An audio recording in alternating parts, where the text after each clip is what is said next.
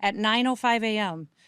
Central Time, the Department of Homeland Security law enforcement officials and officers were conducting targeted operations in Minneapolis against an illegal alien whose criminal history included domestic assault with intentionally inflicting bodily harm, disorderly conduct, and driving without a valid license. An individual approached U.S. Border Patrol officers with a 9mm semi-automatic handgun. The officers attempted to disarm this individual, but the armed suspect reacted violently. Fearing for his life and for the lives of his fellow officers around him, an agent fired defensive shots. Medics were on the scene immediately and attempted to deliver medical aid to the subject, but he was pronounced dead at the scene. The suspect also had 2 magazines with ammunition in them that held dozens of rounds. He also had no ID.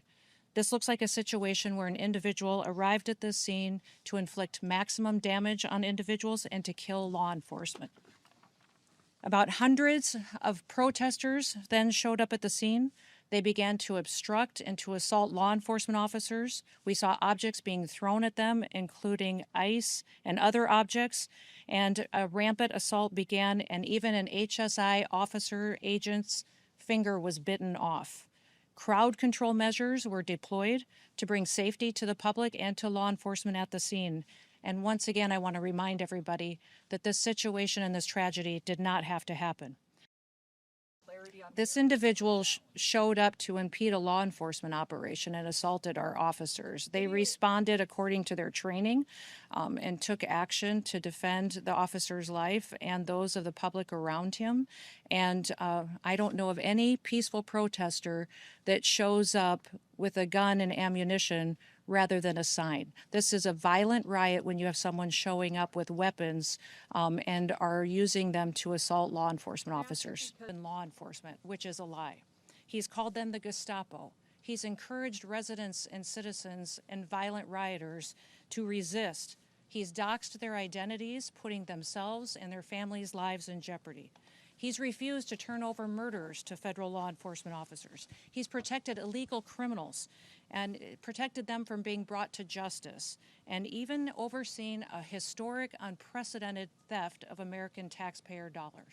Tens of billions of dollars were stolen under his watch, and he allowed it to happen, and in some instances may have even facilitated it. In other cities and states across the country, we don't see this happen. Local, state, and officials work with us to make sure that we're making their streets safer.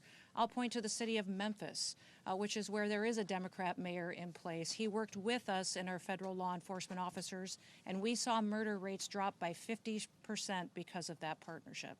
We've seen historic lows in the criminal acts that have happened in that city. We've had the same amount of law enforcement officers there, but a very different result because of the leadership in place. Last week, ICE did over 2,000 different operations, and we saw people be brought to justice and the American people made safer because of that work. We don't have this problem in Texas or in Florida because those individuals in those states work with us, and they make sure that they keep peace and calm while they bring criminals to justice. In Minneapolis, Governor Walz and Mayor Frey, they instead choose violence. They instead choose to encourage the destruction of their city and the crime against their people. It appears that they want this lawlessness to continue. It appears that they want chaos to distract from the theft and the fraud and the corruption of their city.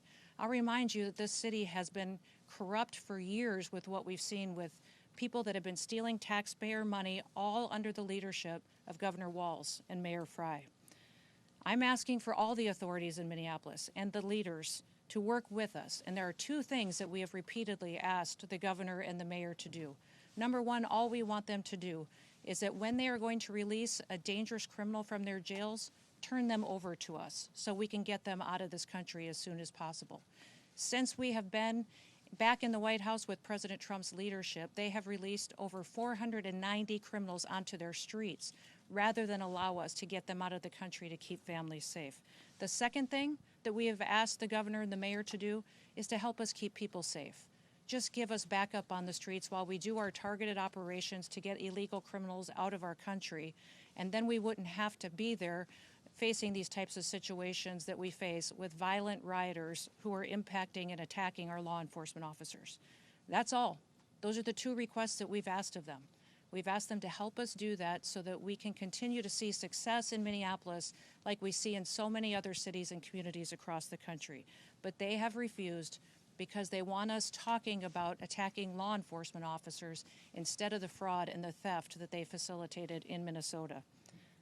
One thing I'd like to do before I take your questions on that situation on the storm is give you a few facts about the storm and what we're facing here in the coming days. This storm is going to produce heavy snow. It's going to produce dangerous freezing rain and ice and life-threatening wind chills that will be sustained for days. Power outages, road closures, and other impacts have already started to impact the Midwest, the South, and the East Coast.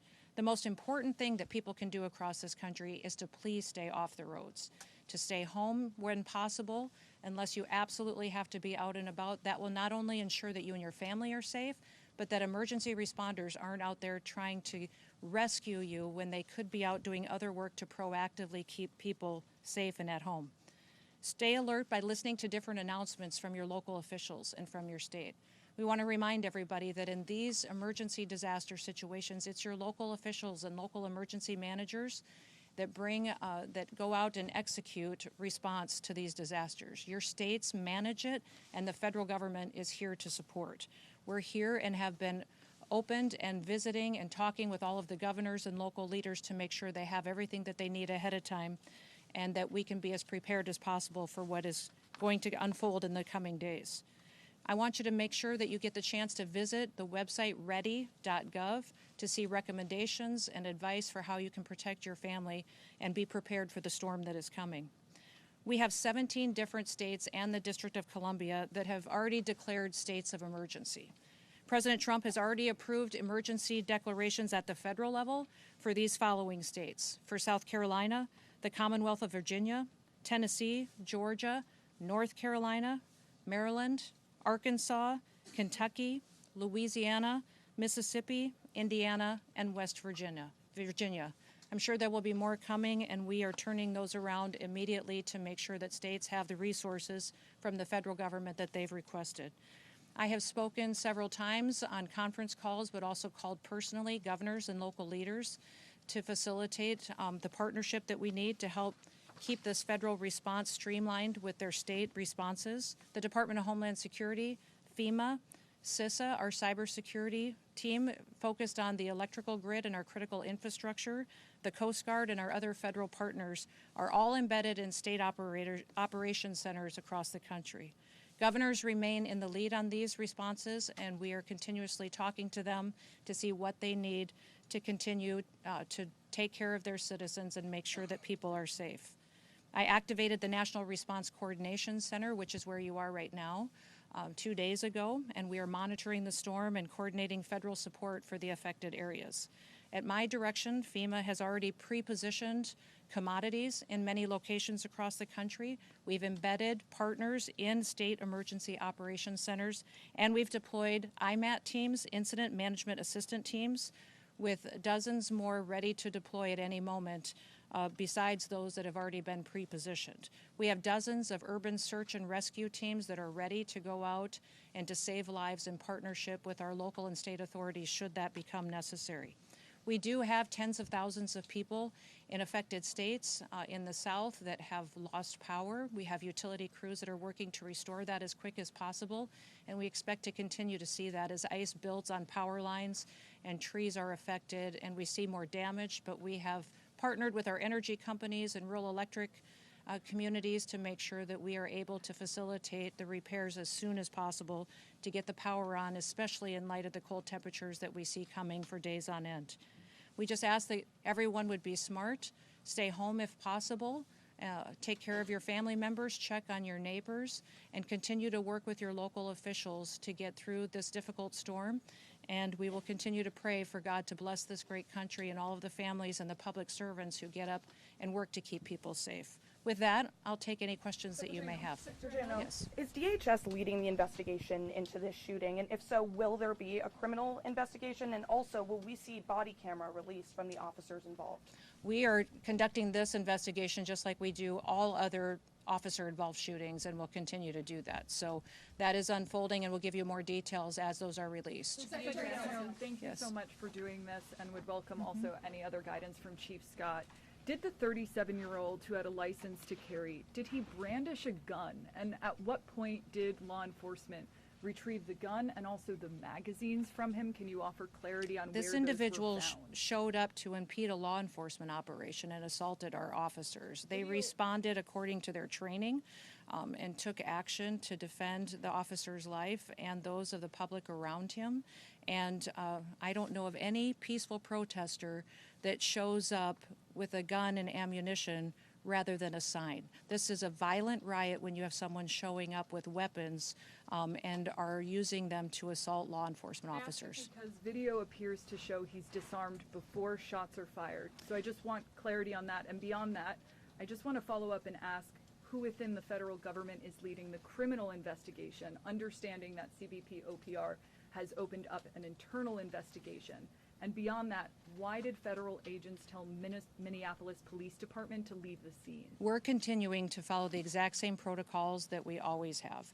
And so this investigation is ongoing. We're continuing to gather the facts as they unfold throughout that. And we'll do it just like we did under the entire Trump administration and previous administrations. Nothing has changed, and we'll continue to release details as we have them. But I want you to not distract away from the facts of this situation. Our law enforcement officers were there doing a targeted operation against an individual who was in this country illegally and had a criminal conviction for domestic assault with intent to do bodily harm and other convictions as well. This individual went and impeded their law enforcement operations, attacked those officers, had a weapon on him and multiple dozens of rounds of ammunition, wishing to inflict harm on these officers, coming brandishing like that and impeding their work that they were doing. We'll continue to allow. That is a different incident that happened at the same situation after the tragedy unfolded. But yes, that's the kind of assaults and violence that our law enforcement officers are facing out in the streets and that the local leaders are encouraging. Remember what Mayor Frey has said, that he wanted ICE out of the city. We have been working and had a presence in that city for years. We are there to enforce the law and to make sure that the public is safe. Just since we have been there, we have arrested thousands of individuals that have criminal convictions and are in this country illegally and gotten them off the streets of Minneapolis. The two things that we've asked the mayor and the governor for is that they would partner with us, and before they let somebody dangerous out of their jails, that they would let us know so we can deport them out of our country. I do not know why they continue to choose the side of lawbreakers, criminals, murderers, and rapists over the citizens of Minneapolis. And this situation that we have today is a tragedy that we don't have to have. We have it because we have a mayor and a governor who encourage this violence and encourage this type of rioting. And remember, these are the individuals that were in charge when Minneapolis burned in 2020. They facilitated it, they encouraged it, and they saw the destruction, and we all watched the destruction of that city back then. It doesn't have to happen again. It appears that they're following the same playbook, and the reason that they're doing it is to distract from the corruption that they have facilitated in fraud and theft from the American taxpayers. Tens of billions of dollars they have been funneled into criminal pockets and stolen from vulnerable people that needed these programs to take care of their children, to go out and provide services to individuals that were developmentally disabled, people that needed programs that the federal government has to take care of those that are less fortunate and need it. And instead, Governor Walz and Mayor Frey allowed that kind of theft to continue, and now they want to perpetuate violence against our law enforcement officers to cover it up. Secretary Noem. Yes.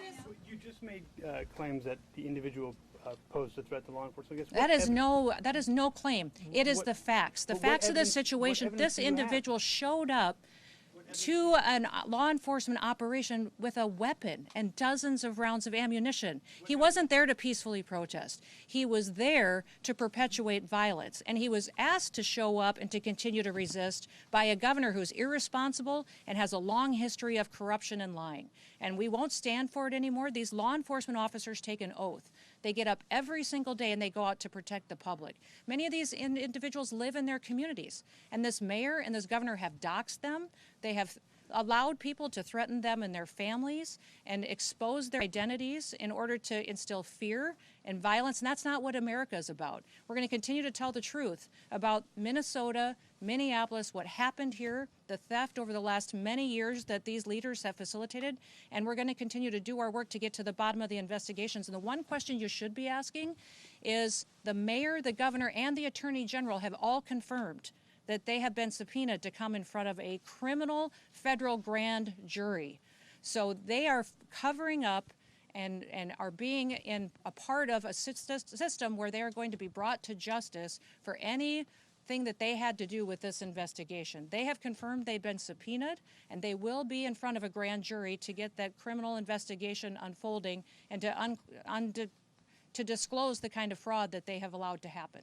And do you have any plans to leave Minneapolis? The White House has labeled the man who was killed in Minnesota as a domestic terrorist. Is that something you agree with? And have you seen any evidence to When back you up that perpetuate claim? violence against a government because of ideological reasons and for reasons to resist and perpetuate violence, that is the definition of domestic terrorism. This individual who came with weapons and ammunition to stop a law enforcement operation of federal law enforcement officers committed an act of domestic terrorism. That's the facts. Where's the evidence of his ideology, Yes. though? Drew Evans, of the superintendent of Minnesota Bureau of Criminal Apprehension, had said during a news conference today that when federal agents blocked his agency from the shooting scene, when they went, got a judicial warrant, they returned, they were still blocked. Why were they We have blocked? asked these state officials to help partner with us on law enforcement operations for months. Ever since President Trump came into the White House, we've asked them for their partnership to stand alongside of us so we could do targeted operations against criminal illegal aliens and to help us make their streets safer. They have refused over and over and over again, and they have perpetuated a narrative that is absolutely false. And our federal law enforcement officers will continue to do their work, and they'll do that to make America safe again. Secretary Noem. Yes. Thank you. Sorry, this is the second DHS law enforcement operation shooting that's happened this year. There was another incident in Portland. 5 people have also died in immigration detention so far this year. Why is immigration enforcement becoming so deadly under your tenure? Immigration enforcement is exactly what the American people asked for. When we had a Democrat administration in the White House that facilitated an invasion of millions of people over our southern border and let people come into this country that were completely unvetted. We know for a fact that we had hundreds, if not thousands, of terrorists, suspected terrorists, criminal organizations and gangs that came in and have been committing criminal activities against American citizens for years now, that the American people said enough is enough. We want them out of our country. We want them brought to justice. And they trusted President Trump to go out there and to make America safe again. It is absolutely false to say that there's more incidents with our law enforcement than there was in history before. In fact, our accuracy and our operations are being conducted in a manner that is historic for accuracy and taking care of people and doing so safely. So the narrative with the press that they've perpetuated that we have more individuals that have been jeopardized or that our detention centers aren't at the highest standards is absolutely false. Our detention standards and the people that are being taken care of there are at the highest level they've ever been. They exceed state and local standards, and we'll continue to do that and make sure that people have the facts around how people are treated when they're brought into detention, and then we take them home. Secretary Noem. Yes. We've seen some reports about witnesses being taken to the Whipple Federal Building in Minneapolis. Could you explain why the witnesses of the shooting this morning have been taken to that building? The witnesses to, are you talking about the ones that have been detained that are illegal aliens? No, the witnesses, I think, to the event in Minneapolis. I won't speak to the investigation and the details, and those will continue to unfold, but I do know that we're continuing to follow the same protocols that we always have. Secretary Noem. Was there a question back here on the storm? Does anyone have a question on the storm? We are at FEMA headquarters. Secretary Noem, Yes. if these are targeted arrests, why are these immigration agents going after civilian protests out of their way? And second, This is your individual agency- impeded the law enforcement officers and attacked them. State the facts as they unfolded on the street today. We were doing a targeted operation against an illegal criminal, and this individual came with a weapon and dozens of rounds of ammunition and attacked them. And these agents took action to defend their lives and to defend the lives of the people around them and acted according to their training. And we will continue to let this process go forward and not allow people like Governor Walz and Mayor Frey to lie about what actually unfolded on that street. Now they have deemed this situation an unlawful assembly, and these leaders aren't even cleaning up the situation that they have as far as the violent riots that we see unfolding in Minneapolis right now. They need to be strong, take action, protect their citizens, and partner with us to go after these criminals that perpetuate violence and to keep our law enforcement officers safe. Let's all be grateful for people who take an oath every day and they go out to enforce the laws. That is their job, is to enforce the laws and to make sure that there is consequences for breaking the law in this country and that it applies equally to everybody. That is what they do. They do it every day. They do thousands of operations every single week, and they do it with excellence. Don't let political corrupt leaders who are just trying to cover up their theft of American taxpayer dollars try to distract you from the facts of the situation. One more question, right here. Governor Tim Walz said he told Susie Wiles that Minnesota would take the lead on this investigation. Are you working with local law enforcement on the investigation? This is the same protocol we'll always follow. Who would trust Governor Walz at this point? The man has stood up and encouraged resistance. He has refused to partner with us. He's sacrificed his citizens' safety and their well-being by choosing the side of people who break the law and who steal money and who perpetuate violence. He has chosen all of that and backed an administration previously that allowed an invasion of our country. We need to partner with people who truly understand that the law is the law, and in the United States, we will keep people safe. Thank you. Last question. Does this move the president closer to invoking the Insurrection Act? The president will use every tool that he needs to follow through on his promises to the American people. I'm proud to work for a president that wants to keep people safe, and he recognizes that political individuals like Governor Walz and Mayor Frey need to be met head-on with recognizing that we're not going to allow them to distract us from what they facilitated for corruption in their state. We're going to treat Minneapolis exactly the way that we have treated every other city across this country as far as helping to make those streets safe. Remember, we have other cities with Democrat mayors, Republican mayors that we worked well with together. We've driven down the crime rates. We've driven down the murder rates. We have continued to keep people safe, and we have stopped hundreds of millions of lethal doses of drugs from killing our children, and have continued to do operations to make sure that we're protecting them, our kids and our grandkids, from the criminal networks that Joe Biden led in and leaders like Governor Walz allowed to be successful and to thrive on the streets of Minneapolis. It's going to stop. All of the control in this situation is in Governor Walz's hands. Partner with us on, before you release a murderer out onto the streets, give them to us so we can get them out of our country. We are focused specifically on child pedophiles and sexual assault and trafficking rings in Minneapolis, have brought dozens and dozens of them to justice. Why is he protecting them and refusing to work with us? All he has to do is, before you let somebody out of your jail onto the streets, is give them to us so we can get them out of our country. The second thing is, just keep people safe. Work with us so that we can go get these criminals and get out of there and not have to worry about our law enforcement officers getting attacked by individuals with guns and ammunition and weapons and assaulting and doxing them and their families. We'll continue to do all that we can. We also want to continue to make sure that everybody recognizes this storm is significant. It's the largest storm that we've seen impact the most states and this big of a population in possibly decades. So we want everybody to recognize the seriousness of it. Please stay home with your family. We will continue to give you announcements. We'll continue to work with your governors to get the resources that you need. Go to our website, ready.gov, and get a list of recommendations from us, but continue to pay attention to your local officials, and we'll continue to have conversations with every one of your emergency management directors and your governors to make sure that they're supported throughout this process. Again, it's going to be very, very cold, so we'd encourage everybody to stock up on fuel, stock up on food, and we will get through this together. With that, thank you, and we'll talk again soon.